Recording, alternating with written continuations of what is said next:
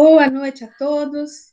Com a graça de Deus, mais uma vez estamos aqui reunidos para mais uma reunião do NEP-GCL, hoje dia 4 de maio de 2021.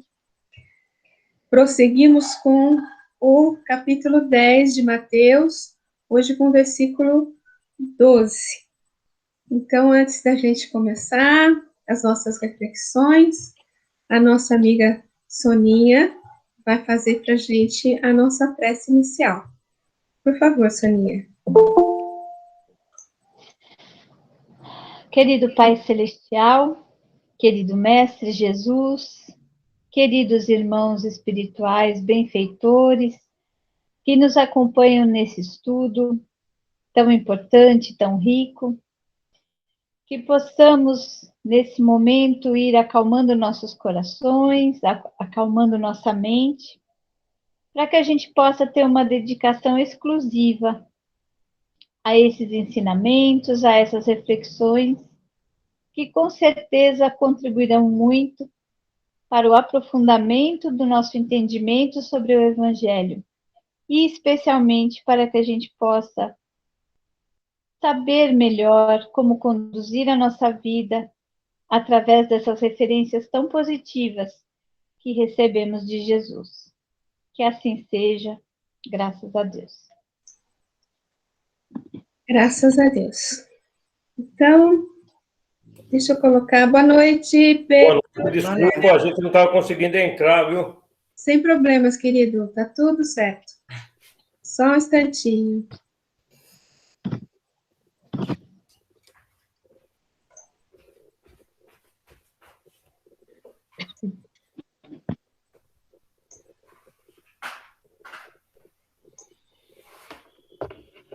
Bom, pessoal, desculpa. Hoje aqui. Hoje a gente, 12ª semana já nessa perícope, né, na missão dos 12. Hoje a gente vai ver o versículo 12, que é: ao entrardes na casa, saudai-a. Mas, nós temos os 185. Eu gostaria hoje, nós temos algumas pessoas novas, né? Eu gostaria de fazer a releitura do trecho, porque é um versículo que... Bom, depois eu explico. Vamos ler primeiro, vai. Então, convocando seus 12 discípulos, deu-lhes autoridade sobre espíritos impuros, a fim de expulsá-los e curar toda doença e toda enfermidade. Os nomes dos 12 apóstolos são esses. Primeiro, Simão, chamado Pedro, e André, seu irmão. Tiago, filho de Zebedeu, e João, seu irmão. Filipe e Bartolomeu, Tomé e Mateus, o publicano, Tiago, filho de Alfeu e Tadeu. Simão, o cananeu, e Judas, o Iscariotes, quem o entregou. Jesus enviou esses 12 após prescrever-lhes, dizendo...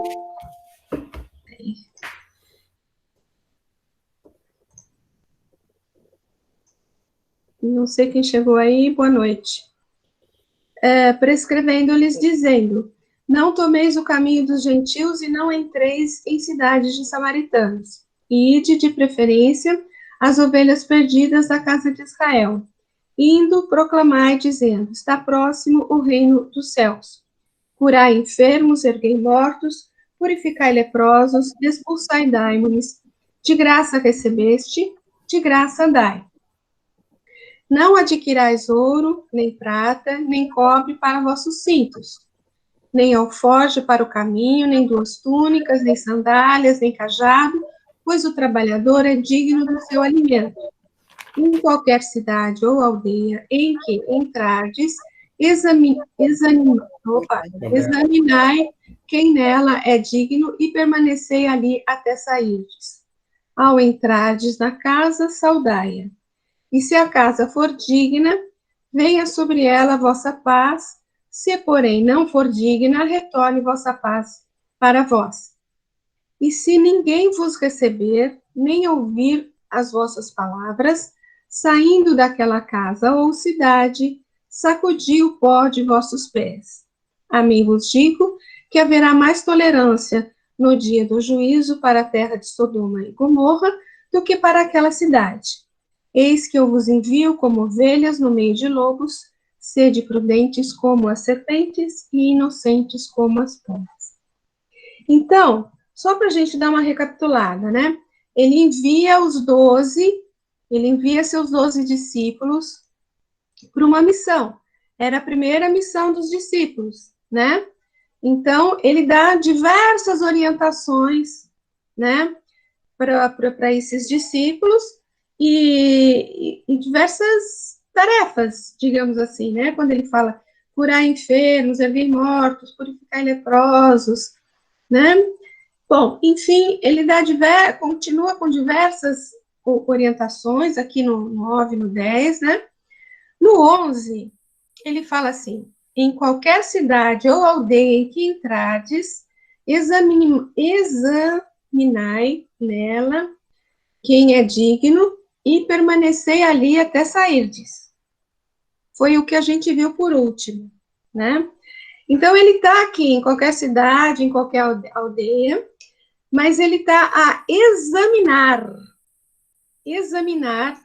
quem é ali digno e quem não é digno. Lá em Lucas ele fala examinar se há filhos da paz, né? E permanecer ali, independente se forem dignos ou não, certo? Na cidade e na aldeia.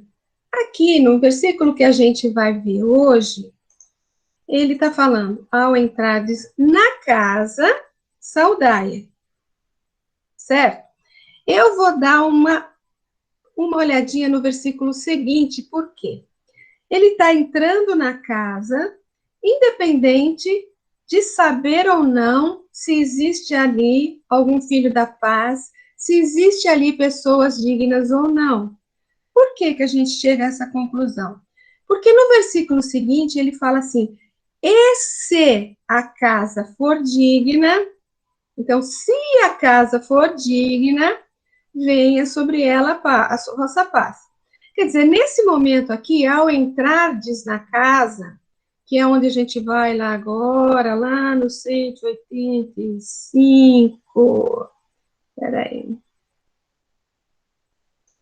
Ao entrardes na casa, então, independente de como é essa casa, de como está essa casa, de quem reside nessa casa, né? Saudai-a, tá certo? E o correspondente em Lucas é assim: em qualquer casa que entrardes, primeiro dizei, paz a essa casa. Então, antes da gente ler alguma coisa aqui na sequência, alguém tem algum comentário? Quem chegou agora? Que eu não vi?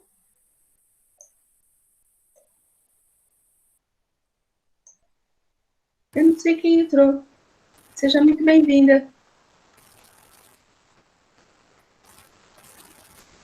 Acho que fui eu, Val.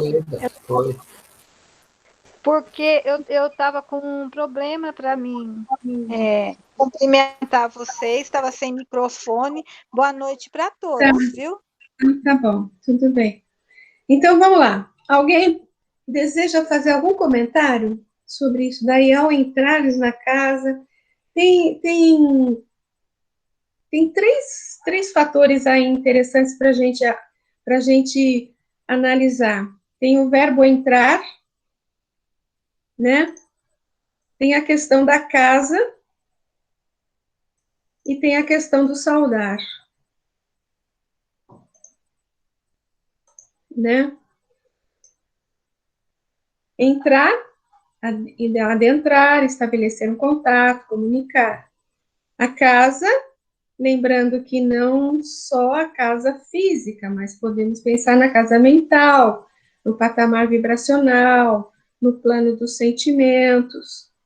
E o saudar para eles era o shalom, né? Que não é apenas um bom dia, boa tarde, boa noite, que a gente fala aqui hoje, né, nos dias de hoje, mas é mais do que desejar um bom dia, né? É desejar paz, prosperidade, abundância, plenitude, fartura, né? Fartura de tudo para todos. E o dizer, que está aqui, ó, dizei. Marquinho. Marquinho chegando. Muito bem. Quem quer fazer algum comentário? Val, Oi, querido. eu lembro o Namastê, né, mais utilizado pelos orientais, né, o Deus que saúda, o Deus que habita em mim, saúda o Deus que habita em você. Então é bem Sim. parecido. Sim. Para os hebreus, essa saudação era algo muito mais importante do que a gente hoje em dia valoriza, né? Isso. A saudação para eles era algo assim que os ligava às questões espirituais, de desejo de plenitude mesmo, como você disse, né? E Lucas acho que fala dizei, Mateus é saudai, não é? Não, dizei, paz a esta casa, ele fala, né? É porque ali está o saudaia, que já está incluso, né? O paz a Isso. esta casa. Então, quando a gente fala em entrar na casa, né? É óbvio que a gente não pode limitar essa ideia à questão da casa física, não é isso? Então, entrar na casa, quando eu entro na casa de alguém, pensando na casa como a casa mental, a casa, toda a tua condição espiritual, toda o teu padrão vibracional, não é? Então, você entra em sintonia, você parte para uma comunicação mais íntima, vamos dizer assim, com aquela pessoa. Mas, na verdade, você entra na casa de alguém, você pode estar entrando nessa casa de alguém quando você está conversando com alguém, quando você está trocando ideias com alguém, né? Você tá entrando em sintonia com aquela pessoa, percebe? Certo? Trocando vibrações, Trocando emanações que emanações. saem do coração, do que a pessoa sente, do que ela pensa, de tudo que. Isso é o entrar na casa, é o se aproximar. Exatamente. Agora, muitas vezes você se aproxima de uma pessoa e muitas vezes essa casa está fechada também, não é? Muitas vezes a pessoa se tranca, digamos assim, não é isso? Ela fecha as portas para você ou para qualquer outra pessoa, às vezes, não é? E muitas vezes é uma dificuldade muito grande, por exemplo, da pessoa, não é isso? Agora, se você se coloca no lugar desse discípulo que foi enviado por Jesus para entrar numa casa e saudar essa casa, e não só saudar essa casa, mas antes ele já recebeu todas aquelas orientações, né, de Jesus, todas aquelas atribuições, inclusive, ele sabe que ele está numa missão, ele sabe que ele está numa missão de alguma forma fazer o bem, fazer alguma coisa de boa, né, para a pessoa que ele entra em contato, para a casa que ele adentrar, para a cidade que ele chegar, né? Ele recebeu diversas orientações, curar enfermos, né, limpar leprosos, e anunciar o reino de Deus, né, que o reino de Deus está próximo, não é isso? Então, há que se fazer, digamos assim, um esforço quando essa casa estiver trancada, para que a gente possa adentrar essa casa, né? Então, esse esforço, como é que pode ser esse esforço?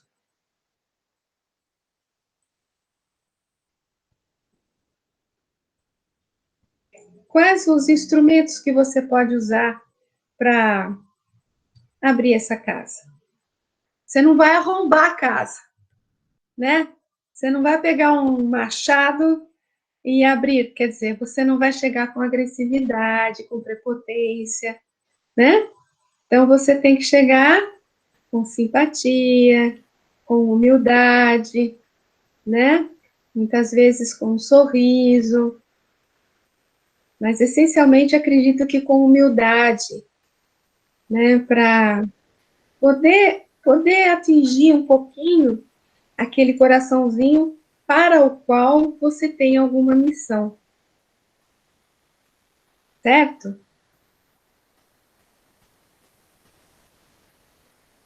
Sem comentários? Mas eu começo a pensar muito, quando a gente lê isso, sobre a nossa aproximação das pessoas em geral, não as pessoas da família, as pessoas do trabalho, todos que a gente se aproxima, né? Com o desejo sincero de construir, assim, uma relação boa, levar uma mensagem que eleve, nesse momento de pandemia, mais do que nunca. Sim, né? Então, com certeza. se aproximar e se mostrar com a sincero desejo do bem para aquele que você está se aproximando, né? Exatamente. Posso fazer um comentário, Valdete? Não só pode como deve. Em relação ao entrar, como os amigos estão comentando, eu me lembro de Saulo de Tarso, né? Que ele teve, então, o primeiro contato com Estevão, na casa do caminho, na pregação. Ali, intimamente, ele já ficou abalado com aquele verbo, né? Mais tarde, quando ele prendeu Simão Pedro, seus olhos testemunharam a dor e a miséria daquela casa. E nós vemos, mais tarde, quando Emmanuel comenta, né, que Saulo, então, tem um encontro com Jesus, que Jesus o chamava indiretamente. Então, nós vemos que adentrar também é cada um cumprir o seu papel onde foi colocado, a fim de, devagar, respeitando o livre-arbítrio do irmão, que devagarzinho ele seja acolhido. Porque nós vemos que Estevão, Abigail, né, e as circunstâncias do tempo foram fundamental para devagarzinho ir batendo na porta, né, da casa de Saulo. Para mais tarde, Jesus, vendo ele no deserto, e como nós vamos ver na narrativa, o próprio deserto refletiu o deserto do espírito de Saulo, né? Então ele, sem paz, sedento de amor, Jesus somente o envolve, né, em todo o seu manancial de amor e paz e depois o esclarece. Então nós vemos que entrar também, dependendo do irmão, é cada um, como Gesiel, como Estevão, como Abigail, aonde está, cumprir o seu papel, exemplificando o evangelho, porque quando nós testemunhamos o amor, intimamente aquele amor nos marca, para que no momento propício, então, alguém venha coroar, né, adentrando de fato naquela casa, como aconteceu com Saulo, né, que mais tarde veio a ser Paulo. Muito bom, querido. Excelente comentário. Carolzinha, levantou a mãozinha aí, querida?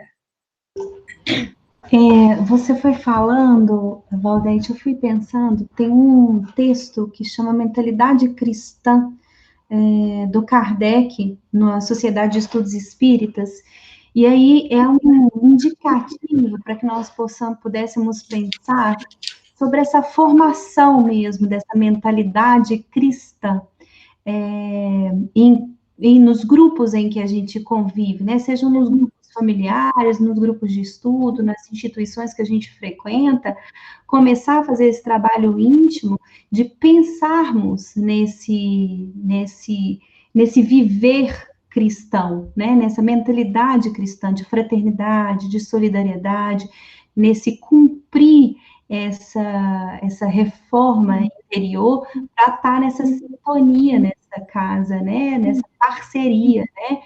E com transparência das nossas dificuldades, sem capas, né, como cego, né, tirando as nossas capas mesmo, sabendo ali que há um clima familiar em que é permitido ali se mostrar numa nudez espiritual, mas sabendo que ali vai ter uma mentalidade cristã, que é a ausência de julgamentos, muito pelo contrário, o suporte ali para nos alavancarmos junto com Cristo, né? Então, eu fiquei pensando nesse sentido também. Muito bom, Carol. Muito lindo, muito bem. Excelente. Nilson? Isso que o amigo falou aí, agora há pouco, da demora, às vezes, né? Que o Espírito tem para poder abrir a porta para as novas realidades, novas claridades, a gente pode ver o exemplo do Públio. Quanto tempo ele demorou para entender a sua amada esposa, Lívia? Depois de muito tempo que ele abriu essa porta, né? Mas é com calma, é um processo, não pode ser nada brusco. E vemos também agora, em 50 anos depois, a neta de Neio Lúcio, Célia, também está ali, né, batendo na porta, e Neio Lúcio, com 75 anos, que está começando a entender toda essa questão de Cristo, dessa nova realidade cristã, que antes estava ali arraigado aos deuses, né, Júpiter e tal. Ainda não cheguei muito. Eu tô nessa parte que Célia tá lá, batendo na porta, e ele tá começando a querer abrir ela. Tô ansioso para ver o que vai acontecer depois. Mas é esse processo, é lento. E eu penso assim, que também como espíritas, nós temos que olhar a questão do exemplo. Eu lembro que quando eu comecei a estudar a doutrina espírita, eu vi aquele fogo, né, aquele ardor que todos nós temos. Quando começa a conhecer as realidades, a gente quer passar para todo mundo, quer falar para todo mundo, olha, isso, aquilo. Aí me falaram, Nilson, calma. É com exemplo. Não adianta você chegar para uma família que ainda está muito arraigada no catolicismo ou, né, em questões evangélicas e tentar falar para ela questões espirituais. Eu estou tendo dúvida. Calma, é com exemplo. Vai devagar. É um processo. Muito bom, pessoal, muito bom mesmo, muito bom. Alguém mais quer fazer algum comentário? Eu gostaria de fazer uma pergunta, Val. Eram eles que escolhiam aonde ir, em que casa ir, ou eles eram convidados? Como que era o processo, sabe? A gente não tem essa informação, acho que precisa, não é? Mas eu acredito que eles foram enviados. Quer ver? Quando a gente... Peraí, deixa eu voltar uma coisa aqui, quer ver? Espera um pouquinho.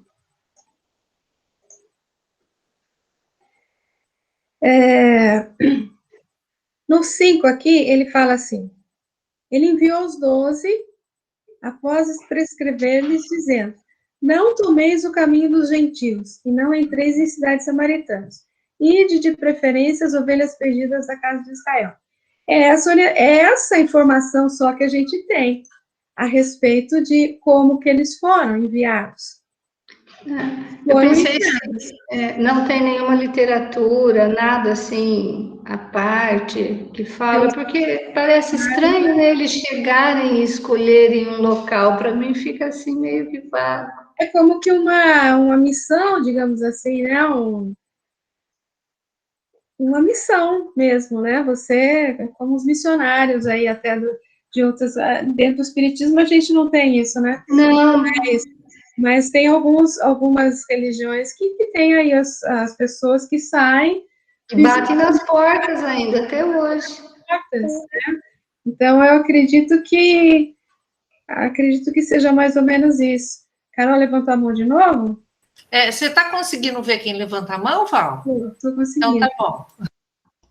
Eu acho que o Nilson levantou a mão antes de mim. Não, foi não, é porque eu não desabilitei aqui. Ô, Valdete, eu fiquei pensando na pergunta da Nilceia, eu também não tenho resposta para isso, não.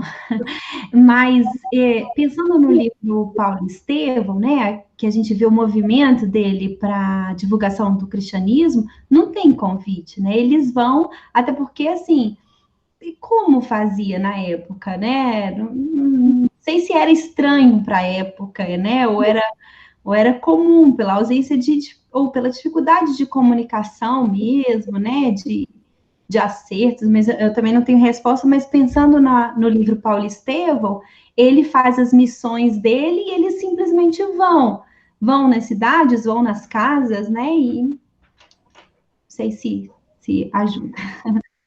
É exatamente isso, e tem aquela tradição que a gente sabe que eles eram obrigados, entre aspas, né, a acolher os peregrinos, que os peregrinos eram muito comuns, né, porque não tinha pousada, não tinha, né, essas coisas, não tinha McDonald's em lugar nenhum, né, então, assim, ele era meio que uma obrigação moral, né, uma lei moral de acolher o peregrino. Então, eu acredito que é como a Carolzinha falou mesmo. É uma saída e vamos que vamos ver por onde a gente vai, e vamos andando e vamos vendo o que a gente consegue, por onde a gente consegue anunciar o reino de Deus, né? Acho que é isso. Você sabe que eu também nunca vi nada a respeito, mas na minha imaginação, eu fico pensando assim, como a gente via Jesus chegando, existia um local onde tinha água, que todo mundo ia pegar água. Eu imagino que ali já começavam as mensagens e ali já iam se aproximando as pessoas, né? E a partir daquele primeiro contato, no lugar que eles se reuniam, ou para pegar água, ou para pedir alguma informação, aqueles que já se sentiam tocados assim mesmo podiam convidar, né, para ir. Jesus foi convidado várias vezes para ir. Então, só uma coisa, Neto, antes de você falar. No próprio Paulo Estevão, a gente tem a informação de que ele percorria as cidades e sempre que chegava a uma cidade, ele primeiro procurava a sinagoga do local. Quando não havia sinagoga no local, ele, como um ex-doutor da lei, ele sabia bem onde havia ou onde não havia sinagoga, né? Ele procurava normalmente um lugar à beira do rio, à beira dos lagos, né? Que, se eu não me engano, é o caso de Filipenses, né? Que é onde as pessoas normalmente se reuniam, num lugar assim ameno, tranquilo, né? Então, é isso aí que eu lembro também do Paulo Estevão. Neto, você queria falar alguma coisa? Eu penso, eu acho que tem uma parte no texto, no Evangelho, eu não sei exatamente em que capítulo e versículo, né? Eu também não tenho esse dom de memorizar.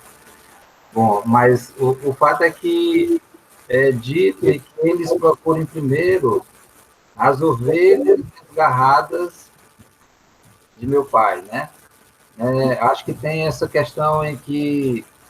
Então, isso a gente pode tirar daí uma suposição de que eles foram primeiro em busca dos próprios judeus, né? Agora, quem exatamente aí é mais complicado, mas esse foi o povo inicial a quem eles foram buscar, né? Nas suas propagações do evangelho, né? Exato. Podemos seguir um pouquinho? Tem umas anotações aqui, tá? Alguém quer ler? Silvinha, você quer ler? Vocês estão me ouvindo direitinho? Estamos. Considerando os versículos 11 e 13, ao entrar na casa, não sabemos se nela teremos filhos da paz ou teremos indivíduos dignos. Lembra que eu falei? Desculpa interromper. Sim? Lembra que eu falei na leitura? Né, o versículo anterior, considerando o versículo anterior e o posterior, eles simplesmente entraram na casa, sem saber o que eles iriam encontrar, né? Mas o versículo diz, ao entrar na casa. O discípulo foi enviado para trabalhar, para servir, para auxiliar, para orientar, para anunciar o reino de Deus.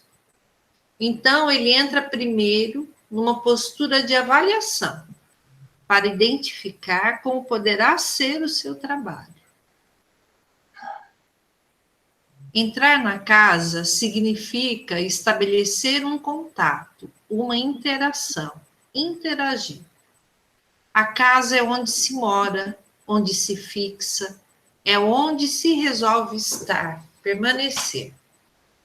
Pode ser entendida como a faixa vibracional em que se estacionou, onde seus sentimentos e ideias estão fixados ou até cristalizados. Muitas vezes, onde se está preso, e por vezes, por aguilhões que nós mesmos criamos. Por vezes por culpa, às vezes por culpa deve ser, né? Por exemplo. Então, eu acho interessante isso aqui, ó. A casa é onde você mora. É onde você fica. É onde você resolveu permanecer, né? É aquele patamar evolutivo que você está ali plantado ali, né? Então esse patamar é que vai determinar, vamos dizer, se ela vai estar aberta a receber uma orientação, uma ajuda, uma vibração, ou se ela está totalmente cristalizada. Desculpa aqui, gente, mas desculpa, né? Essa ideia que a casa é onde você mora, né? Onde você se fixa, é uma coisa assim forte, né? Para mim, assim, é onde está o seu ser mais íntimo, aonde você mantém os seus pensamentos e os seus sentimentos, né? Qual é o teor vibratório que emana disso que você cultiva? Que tipo de vibração que emana dos seus pensamentos, seus sentimentos, você cultiva e você irradia, né? Isso. O que você está fixando dia a dia na sua mente? Exatamente. Neto, você levantou a mão de novo? Ou... Não, Val, desculpa, estava erguido, não havia baixado. Tudo bem, tranquilo. Né? Então, muitas vezes, o fato dele estar fixado, ele estar cristalizado ali naquela condição, muitas vezes é um sentimento complicado que deixou ele ali preso, né? Cristalizado. Às vezes por culpa, né? Então, isso também seria o fato, vamos dizer assim, um campo de trabalho para esse discípulo que está chegando nessa casa, né? Vamos prosseguir aí. Como eles vão chegar numa pessoa que está com o pensamento, a ideia, toda a vibração fixada em algo que o perturba? Uma culpa, um ciúme, uma raiva, um ódio. Não é fácil, né? Não é muito fácil. Porque a pessoa em desequilíbrio, ela não te dá essa... Como você vai entrar à casa dela? Né? Então, o discípulo teria que ter essa sensibilidade. Como eu tocarei aquele que está fechado nessa ideia fixa? Com certeza, não é uma missão, não é uma missão nada fácil, né? Mas acho que com humildade, com jeitinho, né? Segundo os mineiros aí, comendo pelas beiradas, comendo pelas beiradas, é que você vai começar a chegar no objetivo, né? Mas não é uma coisa fácil de forma alguma, né? Mas essencialmente com muita humildade, com muita oração, com muita vibração positiva, né? Para você atingir esse coração. Vamos ler um pedacinho, Sil? Quando Jesus fala, há muitas moradas na casa de meu Pai, é como se o universo fosse uma grande casa e cada indivíduo habita um pequeno cômodo dessa grande casa, de acordo com as faixas que vibra, de acordo com as suas buscas. Muitas moradas na casa do meu Pai pode se referir também, então, aos estados vibracionais ou aos patamares evolutivos em que nos encontramos. Em qual moradia estamos costumeiramente habitando? Isso pode definir para onde seremos encaminhados após o desencarne. Então. Me lembrou o discurso da Matilde no livro Libertação. Ela fala muito sobre isso. É um livro fantástico, né? Faz tempo que eu li isso daí, esse livro. O Arthur fala sempre desse livro, né? O livro de Libertação. Toda hora ele está citando Libertação. Bom. Val, fala, querido. A gente lembrando de que quando a gente vai entrar na casa de alguém, obviamente, a gente vai ter todos os cuidados possíveis, né? A gente vai ter uma postura, né? De como nós vamos nos portar ao adentrar na casa de alguém, né? E aí, talvez essa seja, a gente levando para a casa mental, seja a mesma postura que nós devemos ter para conosco, né? Com os pensamentos, com aquilo que nós estamos alimentando, né? Aquilo que nós estamos vivendo, ou com o que nós vamos nos deparar com a nossa casa mental. Aí a gente lembra do pedido de Jesus, né? No mandamento de amar a Deus sobre todas as coisas e ao próximo como a ti mesmo. Então, essa atitude do apóstolo, quando ele chega e conforme seja a recepção que ele esteja recebendo ali, até para isso ele tem que aprender estar amando a si mesmo e também amando o seu próximo ali, porque ele vai ter o respeito, né, por aquele que não o recebeu da forma mais adequada e ao mesmo tempo ele não vai se ele já está aprendendo a amar o seu próximo, ele vai compreender a situação daquele irmão que não o recepcionou da forma adequada, né? Então, eu acho que a gente podia fazer essa correlação com o mandamento, né, de amar ao próximo como a ti mesmo. Então, eu acho que é uma atitude de amor, né, adentrar na casa do outro com todo o respeito, com todo o afeto, com todo o cuidado, e, ao mesmo tempo, compreender o momento de sair se você não está sendo muito bem recepcionado ali.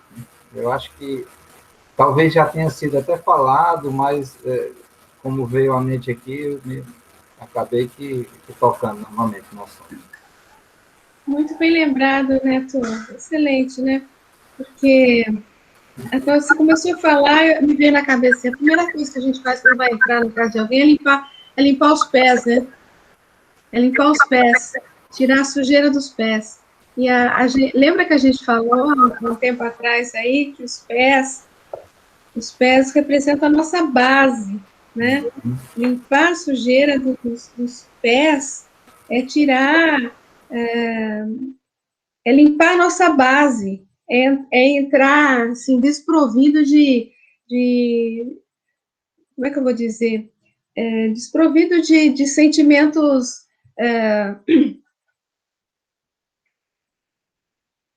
Segundas intenções. Tirar tudo que não é legal, vamos dizer assim, né? Tirar toda a sujeira da nossa casa íntima, né? Tentar tirar a sujeira da nossa casa íntima e entrar com os pés limpos, entrar com a nossa base, assim, plantada nisso que você falou, né? No amor ao próximo e no amor a si mesmo, né? Desprovido de... Zezé? Oi, Val. Estou aqui, estava aqui refletindo, né, tudo que foi dito, e estava pensando nessa questão da casa, né? Porque Jesus fez essa recomendação, né, de ir às casas, né? E porque ele poderia ter falado, né, que nem a Silvia falou aí da praça, da sinagoga, né? E tal, ele falou, não, entrar em casa e tal. E aí eu estava fazendo um paralelo, né, que a importância da mensagem do Evangelho chegar na intimidade do ser, né? Porque quando as coisas são superficiais, né, elas não penetram realmente, né? E a gente vai observando que quando fala da casa, você está pensando na intimidade, onde a gente é a gente, né? Sem formalidades, onde nós andamos descalços, né, os cabelos não tão penteados, etc. e tal. E hoje, aí esse é o paralelo que eu estava fazendo, e hoje, o que tem acontecido, né? O Evangelho está entrando na casa da gente, de uma forma diferente, né? Pela internet, pelo computador, pelo celular, pelo iPad, mas está entrando na intimidade do nosso lar, na intimidade do nosso ser, que é o caminho, né? E aí a gente pensar que realmente esse chegar tem que ser com acolhimento, com aceitação da pessoa como ela é, né? Em sua intimidade, porque as coisas, quando tem uma formalidade, um distanciamento, fica parecendo aquilo tudo que nós sempre fizemos, né? Em outras religiões, e que não deu muito certo, né? Então, é preciso fazer diferente, né? E aí você vê que essa foi a recomendação de Jesus, né? É bem por aí, isso que eu estava pensando. Excelente, Zezé, muito bom. Boa reflexão, né? Um aspecto bem... Realmente, a gente não tem que pensar nas exterioridades, né? O Evangelho foi feito para os nossos corações, né? Jesus atuava de coração a coração, né? E ele é feito para... Como é que é? O reino de Deus vai ser implantado onde? No coração do ser humano, né? Então, é na casa mental de cada um, é na casa íntima de cada um, né? Que vai ser implantado esse evangelho, né? Muito legal, Zezé. Muito bom. Alguém mais, gente? Eu gostaria só de comentar o que a Zezé falou, porque dentro da psicologia, a casa tem um símbolo da intimidade, da redoma psicológica, da integridade pessoal. Então, tem muito a ver com o que ela falou, né? Um conceito usado, inclusive, em testes psicológicos. A casa de cada um é onde realmente ele é verdadeiramente ele, só que às vezes ele se esconde com máscaras sociais. Então, eu achei assim interessante porque ela entrou num termo até dentro da psicanálise, né? A psicologia usa muito o modelo da casa para mostrar como que nós somos na integridade. É só isso. Eu sou, por formação, assistente social, eu não sei, eu não sou. Mas é que eu sou psicóloga, então as coisas se encaixam. Legal, muito legal. Legal, gente. Bom, deixa eu ver aqui. Eu peguei um texto aqui. Deixa eu ver uma outra coisa aqui. Peguei um texto de Emmanuel que tem o título, está no livro Coragem, né? O título é Nossa Casa. O primeiro versículo, desculpa, o primeiro parágrafo do texto é isso aqui. A mente é a casa viva onde cada um de nós reside, segundo as nossas próprias concepções. Então, só pensando nesse primeiro parágrafo aqui do texto, a gente pensa assim, que cada indivíduo reside num universo completamente diferente um do outro, né? E se o discípulo foi enviado para lá, ele precisa trabalhar dentro do universo daquela casa que ele está tentando entrar, né? A gente precisa, como foi falado já no início, né, de fazer uma leitura, de avaliar o ambiente daquele indivíduo, avaliar aquela casa, né, e lançar a paz, lançar o amor, né, mas a gente não pode impor os nossos padrões, as nossas concepções, né, como a gente brincou no começo, adianta a gente não vai arrombar a casa, né, Então, porque nem sempre há uma fala, por exemplo, que é apropriada para mim, vai ser apropriada para outra pessoa.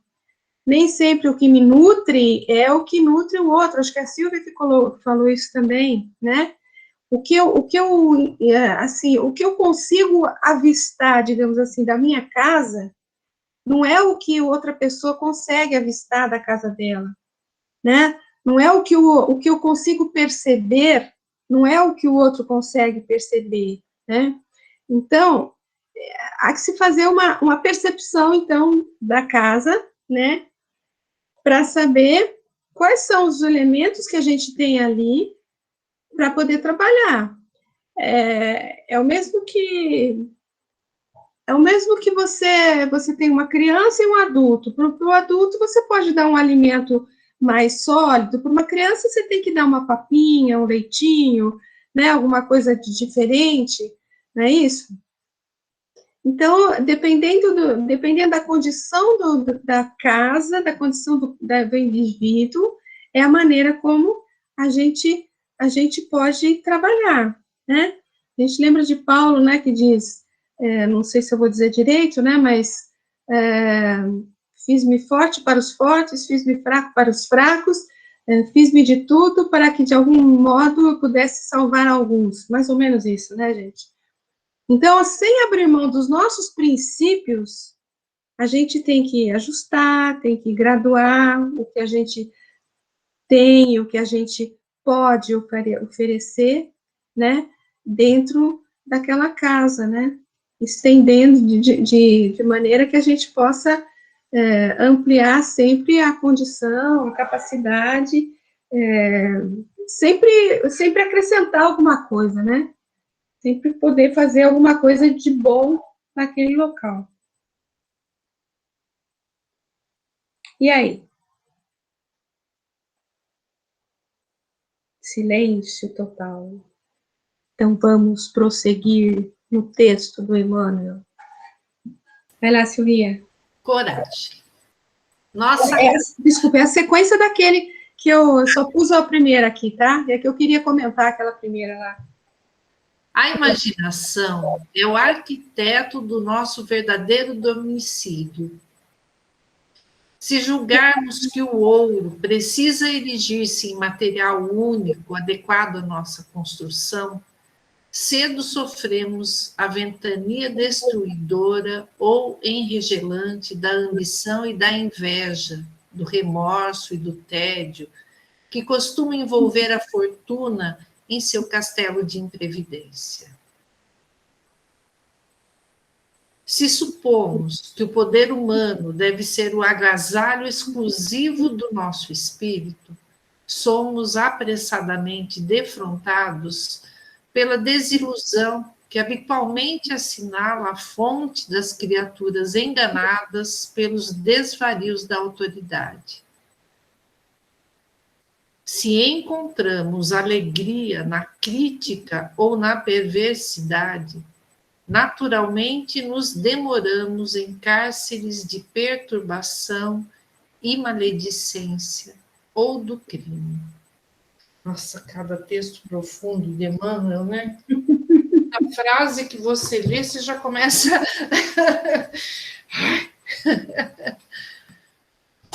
Vai comentar, Val? Gostaria que alguém comentasse também. Alguém quer falar alguma coisa?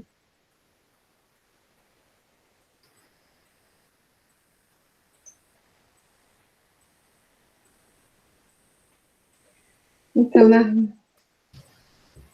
alguém levantou a mão?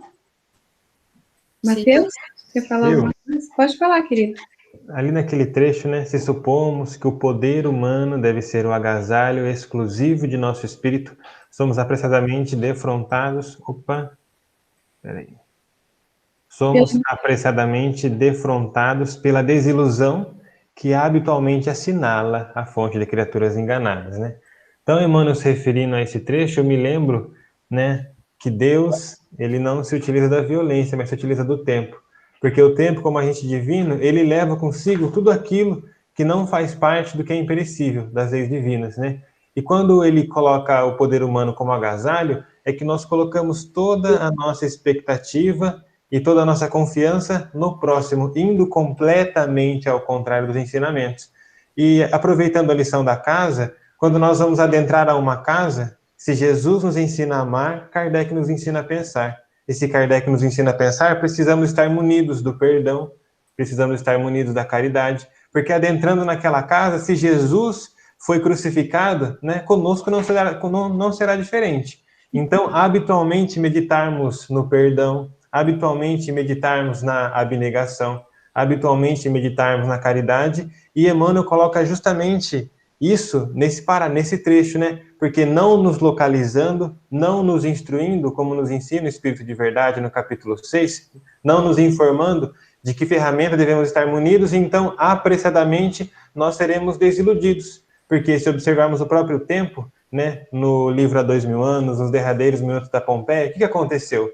Vesúvio se incumbiu de voltar para o pó daquilo que era do pó, né? Então, todos os palácios, todas as casas, todas as estátuas romanas, todos os sonhos romanos, foi rapidamente ali destruído, porque a desilusão, ela faz parte daquilo que é perecível, né? Só não tem desilusão aquele que está justamente instruído no Evangelho do Cristo.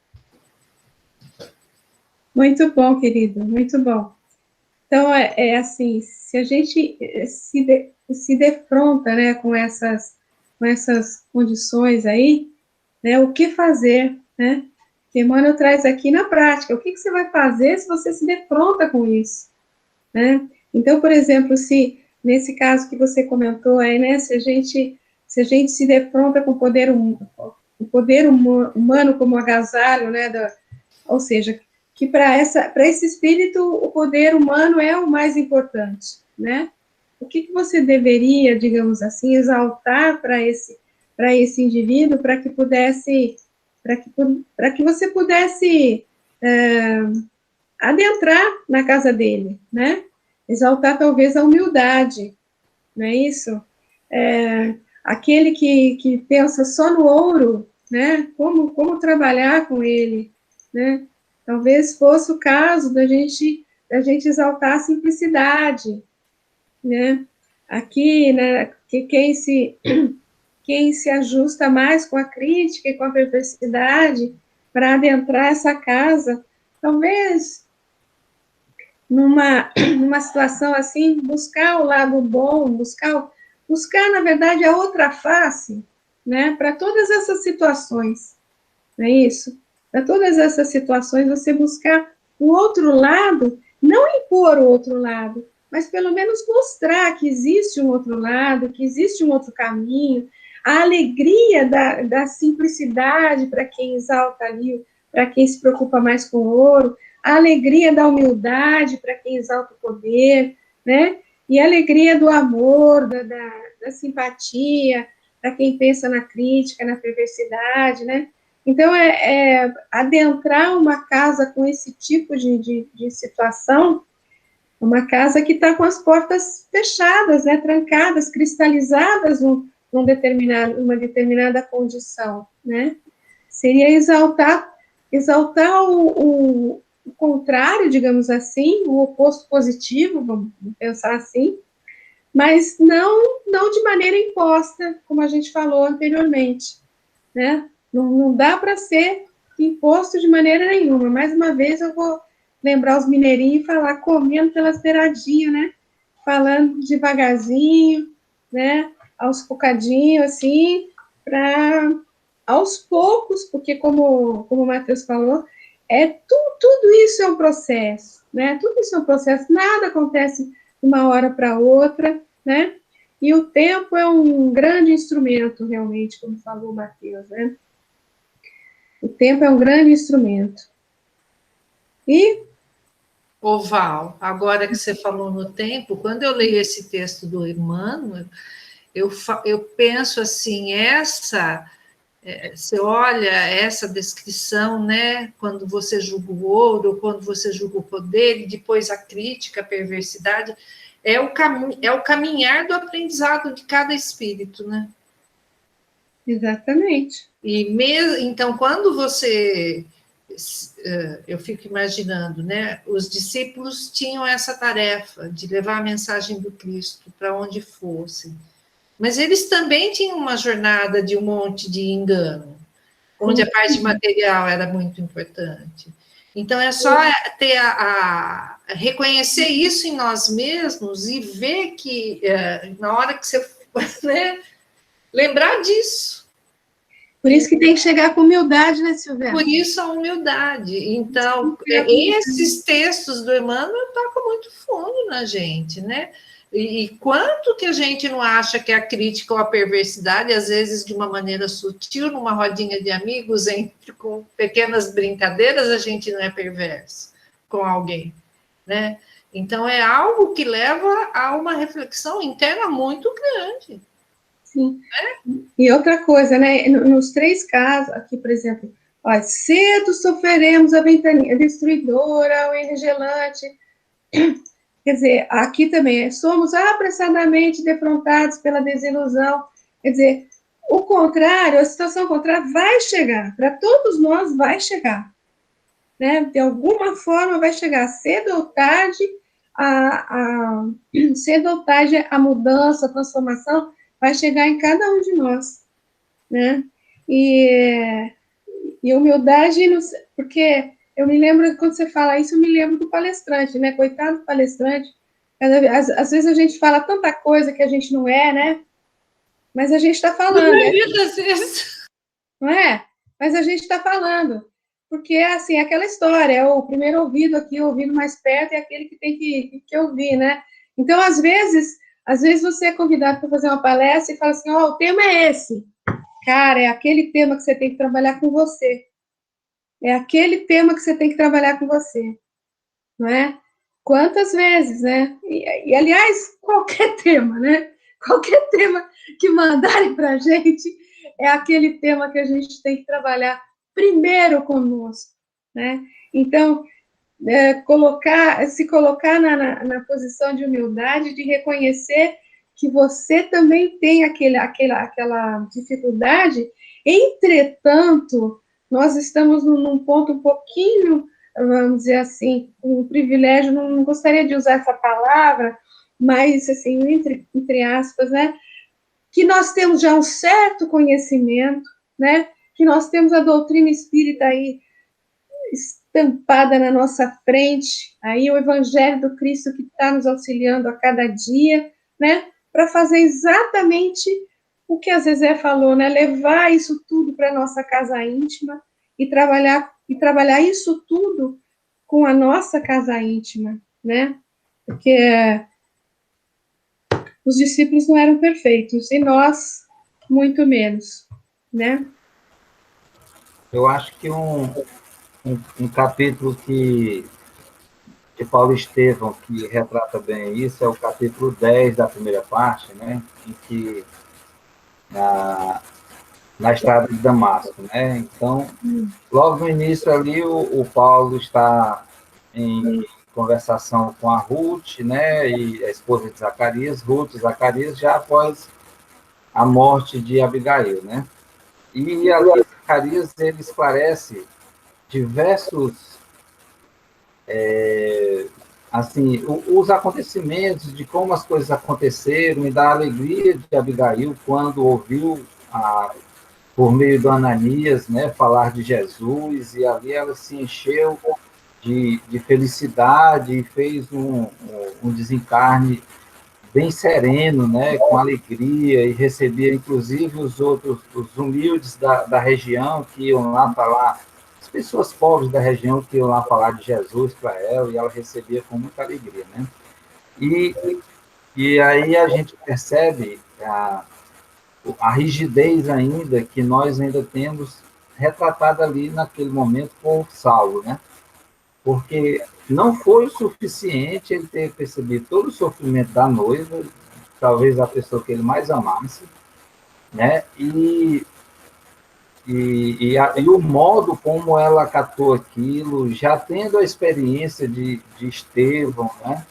Então, tudo isso ainda não foi suficiente para acalmar aquele coração tão cheio de de rigor, né? Eu acho que de rigor, é de um rigorismo assim bem grande, bem exacerbado, né? Porque na cabeça dele ele estava defendendo a lei de Moisés e o que era necessário que ocorresse, né?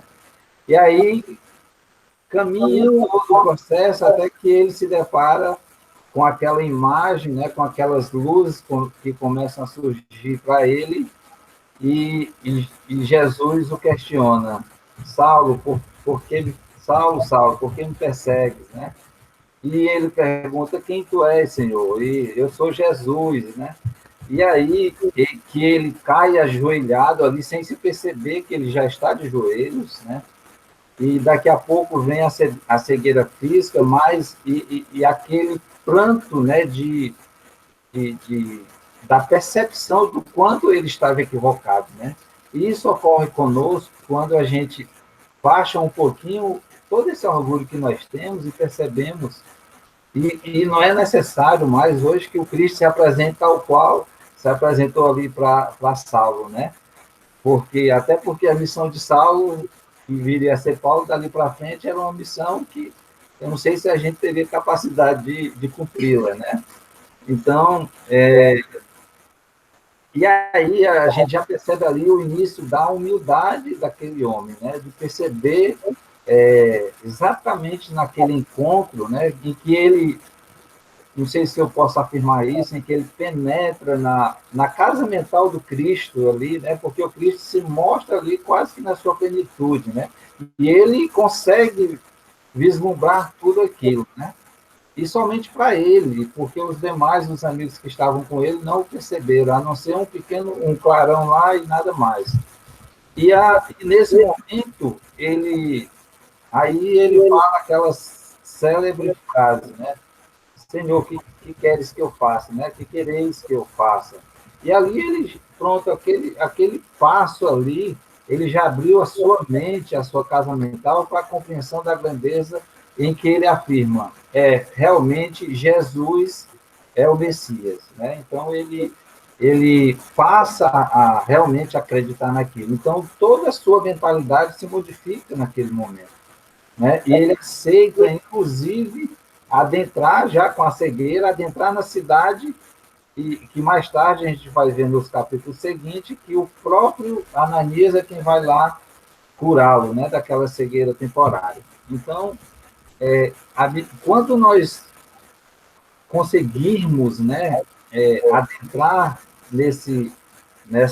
nessa realidade universal e que a gente perceba que o nosso orgulho ele não vale absolutamente nada, aí a gente vai poder cair de joelhos, né, literalmente ou não, né, e reconhecer a nossa pequenez diante da grandeza do universo, da grandeza de Deus, da grandeza dessa mensagem da Boa Nova, e que aí a gente vai poder se entregar a ela, né? Poder se entregar a ela sem medo, sem o medo.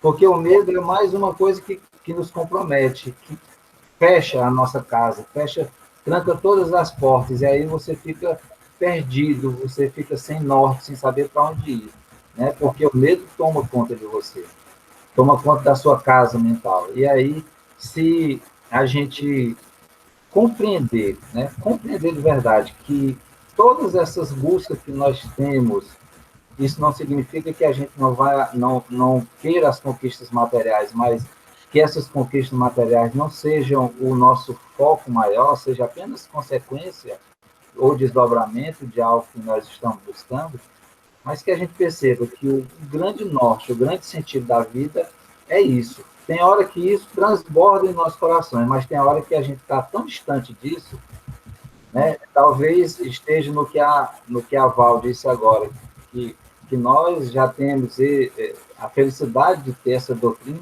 que traz esses ensinamentos de um modo tão claro, né, e tão grandioso, e ainda assim a gente titubeia, ainda assim a gente tropeça, né? Ainda assim a gente comete erros tão infantis, né? Mas um dia nós chegaremos à condição de fazer exatamente como Saulo fez, né? reconhecer e agir de modo humilde, realmente, dali para frente, né?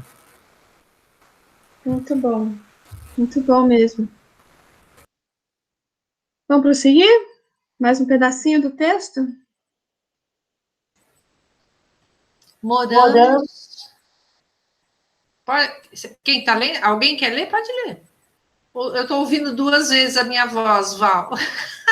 Alguém está com o microfone aberto? Não, mas se alguém. Tudo bem. Eu leio? Pode ler.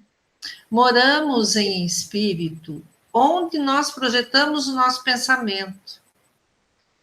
Respiramos o bem ou o mal de acordo com as nossas preferências na vida.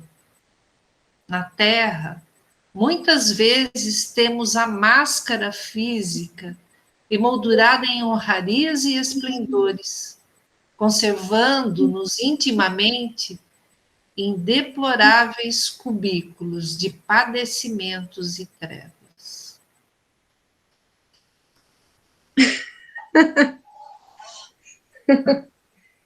E aí, essas máscaras que a gente usa, né? E muitas vezes a gente se defronta com pessoas que aparentemente moram em mansões, né? Mas no fundo você vai ver ela está cristalizada lá no cubículo de padecimento, como ele fala aqui, né? Cubículo de padecimento e trevas, né? E tantas vezes alguém que mora num casebre, no fundo, a casa mental dela é um palacete, né? Então, o que vem aqui? Se você quer ajudar alguém, se você quer auxiliar alguém, não julgue pelas aparências. Não julgue pelas aparências. Primeiro, você realmente tem que adentrar essa casa, né? Primeiro, você tem que realmente estabelecer a sintonia, estabelecer o contato, para, se você tem intenção de fornecer alguma benfeitoria, né, algum bem para essa pessoa, para essa casa mental, não julgue pelas aparências, que elas podem enganar e muito, né?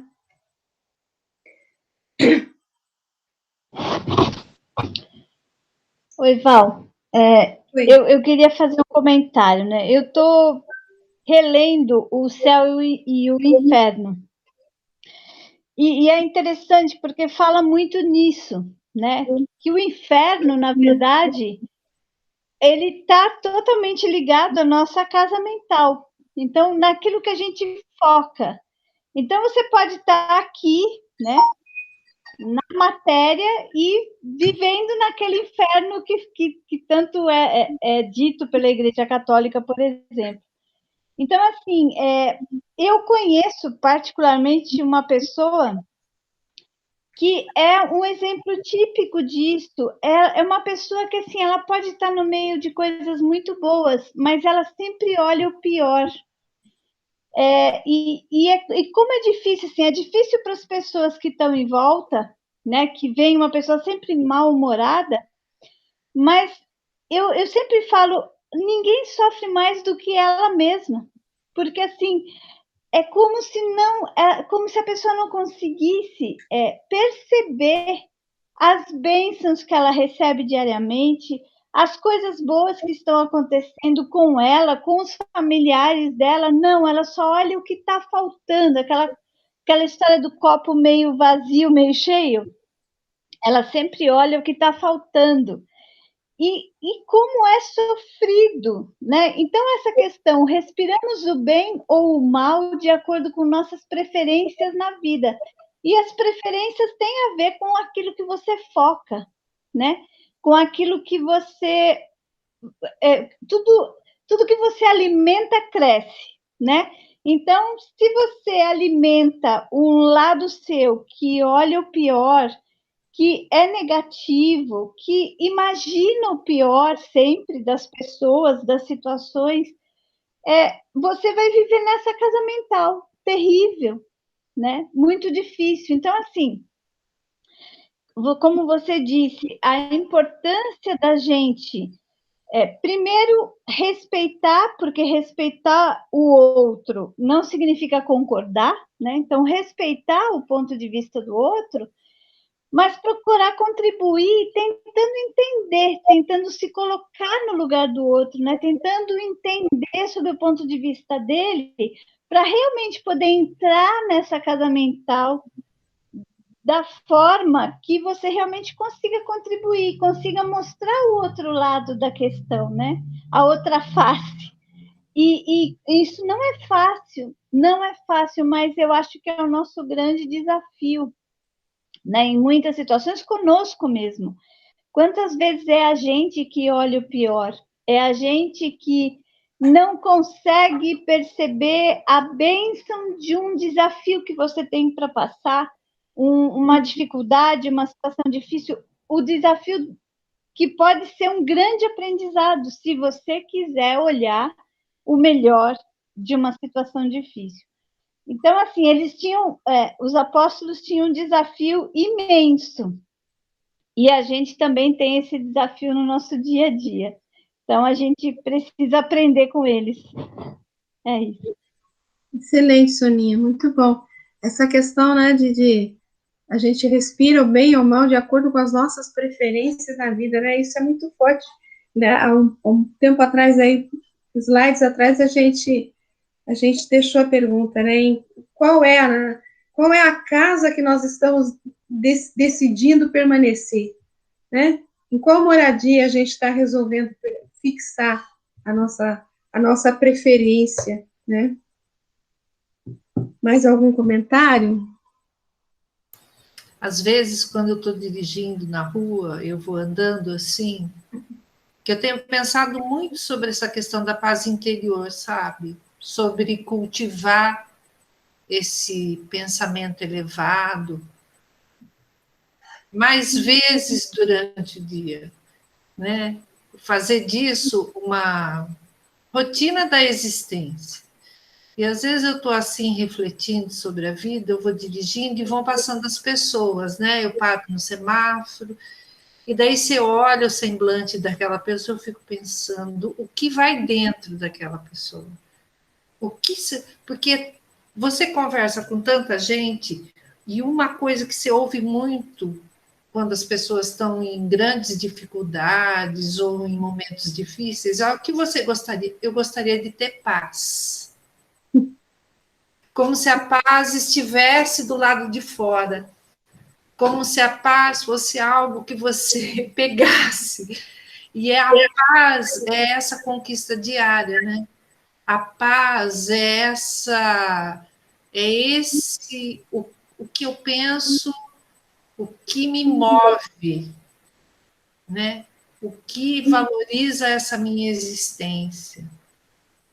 E às vezes eu ando na rua, eu fico observando as pessoas, imaginando assim, o que vai dentro daquela pessoa que está ali andando na rua, ou com aquela cabeça baixa, ou olha aquela menina, ela está tão feliz, ela deve estar irradiando, porque você percebe, né, quando a pessoa está em paz. Não é uma questão palpável. Mas era a grande busca do Saulo, né? Sim. Era a grande busca dele. Ele sofria quando ele via a serenidade dos cristãos entrando nas arenas, né? Era a grande busca dele. E quando a gente pensa em paz está muito longe de ser simplesmente ausência de violência, ausência de guerra, de agressividade, né?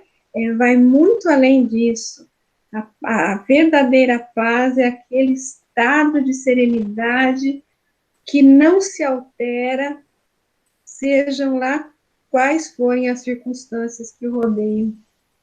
Você mantém a serenidade, mantém o seu discernimento, né? Acho que essa é a conquista da paz, que não é fácil, né?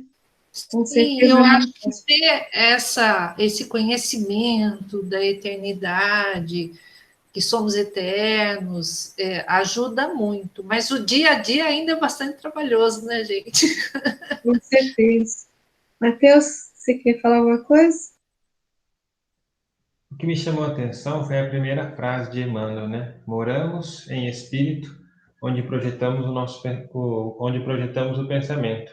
E no livro Pensamento e Vida, Emmanuel vai nos dizer como nós projetamos detalhadamente isso, porque lá no capítulo 2, ele vai assinalando, né, que o desejo, a inteligência, a memória, são atributos do espírito, né? Então, se nós pensarmos que, começando do departamento do desejo, nós desejando, projetamos constantemente no nosso próprio espírito aquilo que nós desejamos. Ou seja, nós sofremos o impacto do nosso próprio desejo. E mais adiante, Emmanuel nos diz: pensamento, eletricidade e magnetismo conjugam-se em todas as manifestações da vida universal, criando gravitação e afinidade, assimilação e desassimilação.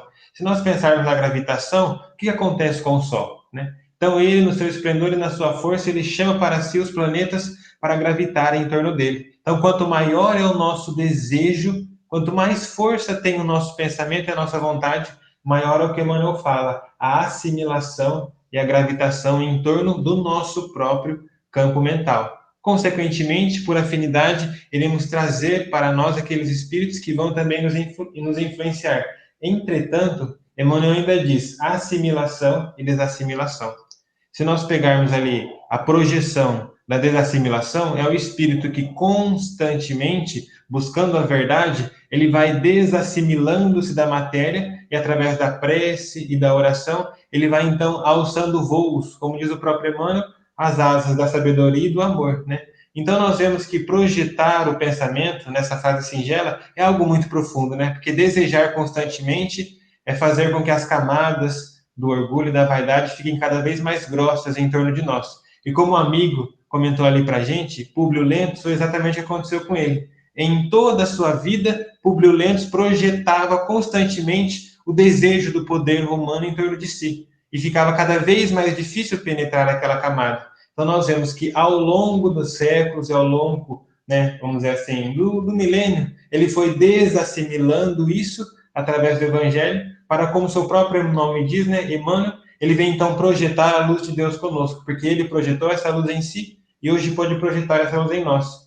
Então nós projetamos diariamente através do desejo, entretanto, invariável é vigiar os nossos desejos, para que essas camadas não fiquem cada vez mais grossas e para que assimilemos a luz a fim de desassimilar o que há de mal em nós. Muito bom, meu amigo, muito obrigada. Gente, a gente está quase terminando, esse texto ele termina aqui. Vamos acabar de ler só o texto e a gente continua comentando até o finalzinho? Pode ler, Silvia. Ligar aqui, que eu tinha desligado. Espera aí, o que eu fiz aqui? Só o trabalho incessante no bem pode oferecer-nos a milagrosa química do amor para a sublimação do nosso lar interno. Por isso mesmo, disse Jesus, meu Pai trabalha até hoje e eu trabalho também. Idealizemos mais luz para o nosso caminho. Abracemos o serviço infatigável aos nossos semelhantes e a nossa experiência de alicerces na terra culminará, feliz e vitoriosa, nos esplendores do céu. E?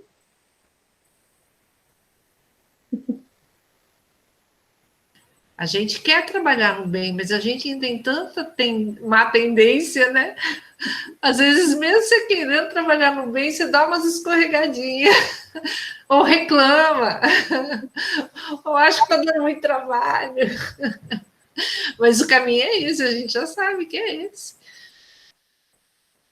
É isso aí, gente. Direcionar o pensamento, como disse o Mateus, né? Projetar em coisas elevadas.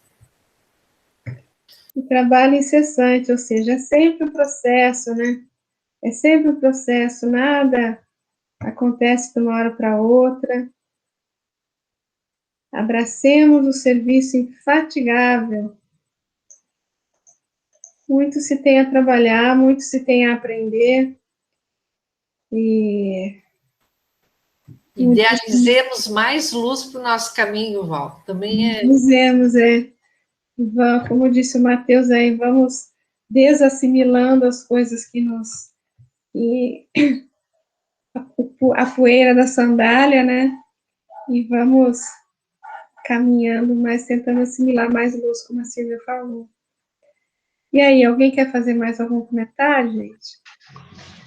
Levando em conta o nome do livro, Val, acho que Emmanuel colocou esse texto para nós, realmente muito difícil, mas nós precisamos ter coragem, né? Empreender realmente um trabalho intenso, incessante, para mudar a nossa casa mental. Porque a gente se destrói, a gente se machuca, a gente volta a fazer, comete o erro, mas a gente fica gravitando no mesmo ciclo vicioso das desilusões, das emoções ruins. Precisa ter coragem realmente para isso. O nome do livro foi muito bom. Com certeza, né, gente? Tem que ter coragem, muita força de vontade, né? Muita perseverança, porque, como a gente falou, né, há uns minutos atrás, a gente está no caminho também, a gente tem todas aquelas imperfeições, né, todas as imperfeições a gente tem, num grau maior ou num grau menor, né? E a gente tem que ir trabalhando, tem que ter muita paciência conosco mesmo, às vezes mais paciência conosco do que com os outros, né? A gente tem que ter paciência de aos pouquinhos ir caminhando e jamais desistir. Persistência, mas eu acho que o estudo continuado, assim, né, participar de vários grupos, essas discussões estarem sempre aqui em torno da nossa mente, nos ajuda a essa construção, né, mental mais elevada. Porque a gente tem uma tendência de ir no automático, né? E o estudo nos traz para a consciência que a responsabilidade é nossa. Tem uma frase que o Arthur costuma falar sempre, que é, como é que é? A disciplina que leva ao automatismo, né? Acho que é mais ou menos. E você lembra, Carol? Ele fala toda hora. A disciplina que excede a espontaneidade. Frase de Emmanuel, essa frase. Ele sempre cita essa frase aí. Ele falou para o Chico, né? Que precisava de disciplina, que a disciplina antecede a espontaneidade. Eu acho que nós precisamos, na verdade, trabalhar a nossa vontade, né?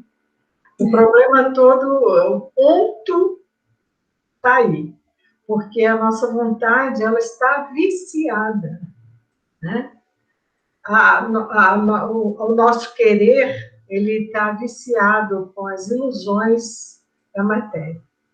E esse desvínculo, né, com esses vícios vai depender, né, da nossa força, da nossa coragem, como a Nilceco muito bem lembrou, né, da nossa coragem de buscarmos a vontade de Deus acima da nossa, né? Porque ele busca nos colocar nas situações que nós precisamos, né, para vencermos a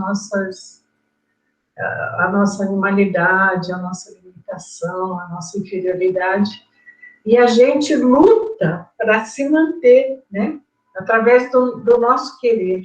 Então, é esse ponto aí que é o mais difícil de buscar esse salto, né, startar esse caminho aí na vontade de Deus, né? Não na nossa.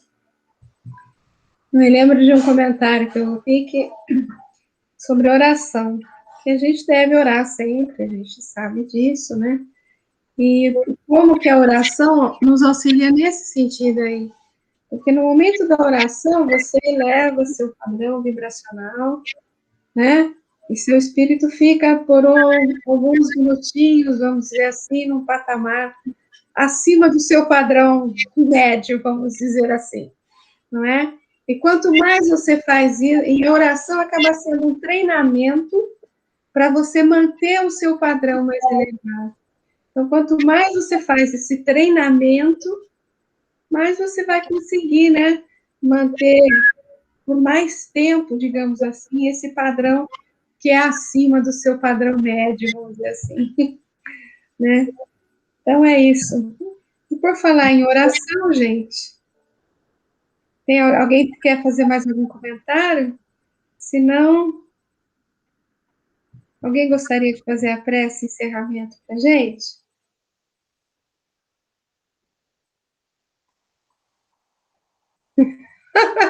A Silvia tá querendo. Ai, meu Deus do céu. Mas eu acho que eu vou abusar da Carolzinha hoje.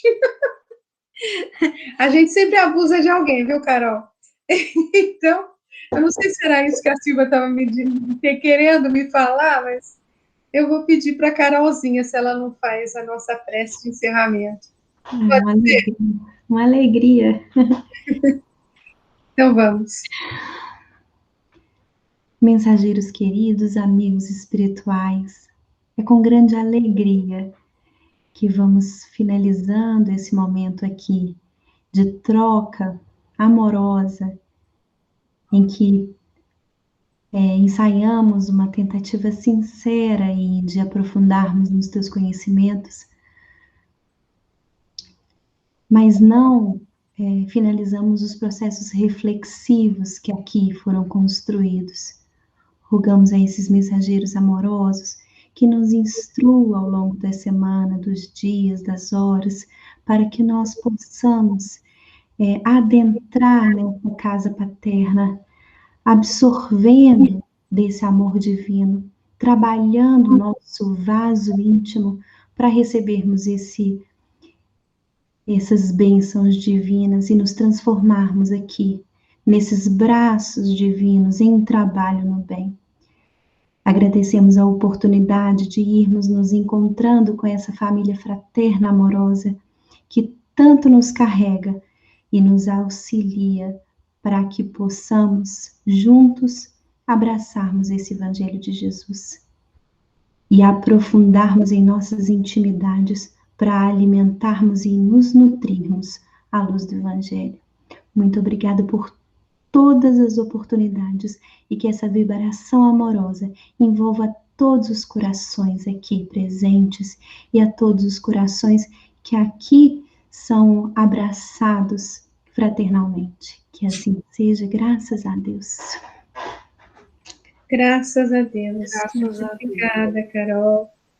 Eu que agradeço imensamente, foi uma alegria estar aqui, um prazer conhecê-los. Muito obrigada, viu, Claudete, pela oportunidade. Nós que agradecemos, Carolzinha. Espero que você prossiga conosco aí por bastante